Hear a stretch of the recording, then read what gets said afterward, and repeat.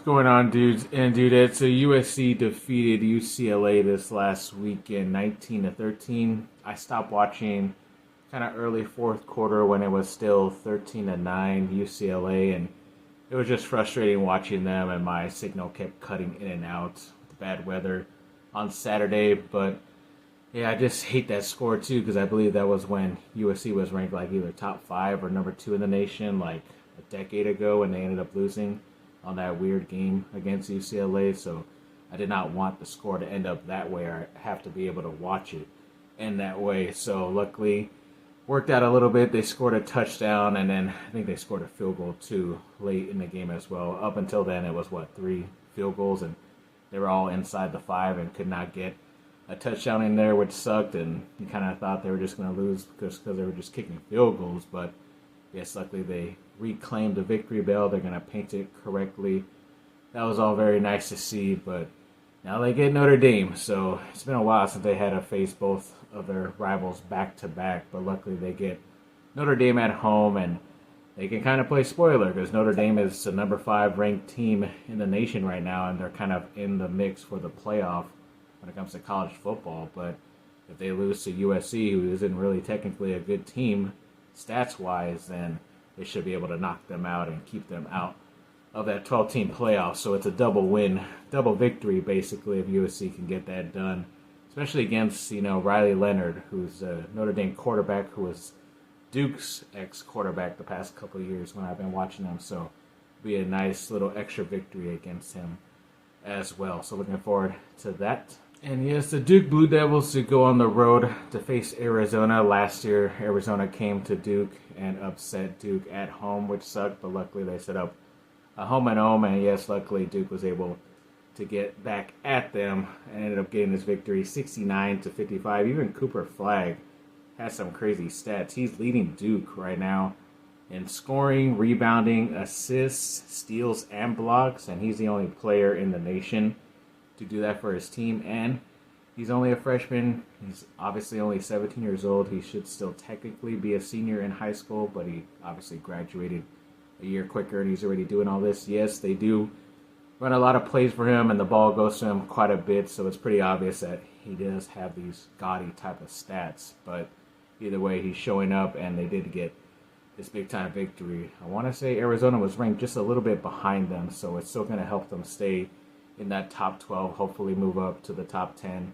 Then they get Kansas pretty soon, and I think even Auburn as well for that SEC, ACC, challenge. So hopefully they get a couple more ranked wins against some tough teams, but hoping for the best when it comes to Duke basketball because they got some pretty tough tests ahead of them. Then a 3-star, I thought he was a defensive lineman, but he looks like he might be a tight end right now. He did commit to USC. I talked about him earlier last week. His name is Nila Tupoum.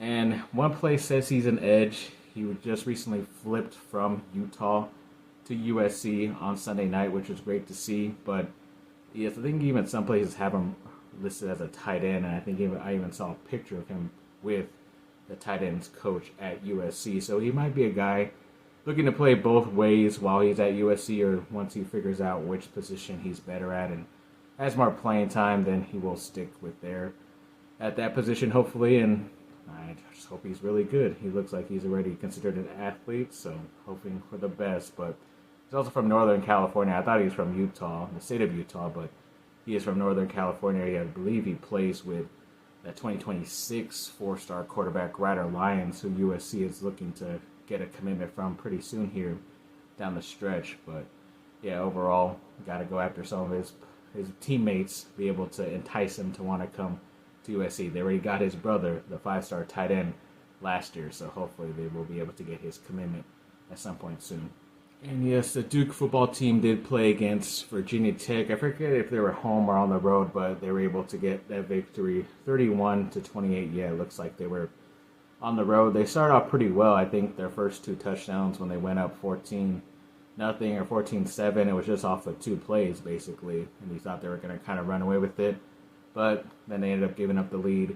It was tied for a bit there, but they were able to build it up. I think they had 31 points at the end of the third quarter, so they were able to hold on to this lead in the end. But yeah, obviously, I think it was like their seventh or eighth win maybe this season, which is pretty awesome. So hopefully they will get a nice shot wherever they end up playing in the bowl game at the end of the season. And the USC women's soccer team ended up playing against St. Louis, I think it was Friday, and they got that victory 4-3. So yeah, it was a pretty close game. They're able to advance to play against Wisconsin and got that victory today on Sunday, 3-1. That was very cool to witness as well. And I believe they're ended up playing against Wake Forest this Friday coming up. So I think it's like now the final 8 teams left in the country. And I'll get into some news where Duke ends up if they're in that final 8 or not in a little bit. But yeah, Wake Forest shouldn't be too hard for them. But yeah, it's coming down to the wire here. So win in advance. So hopefully they do end up advancing this Friday, and maybe I think the schedule is playing Sunday, so hopefully they could play Sunday again as well.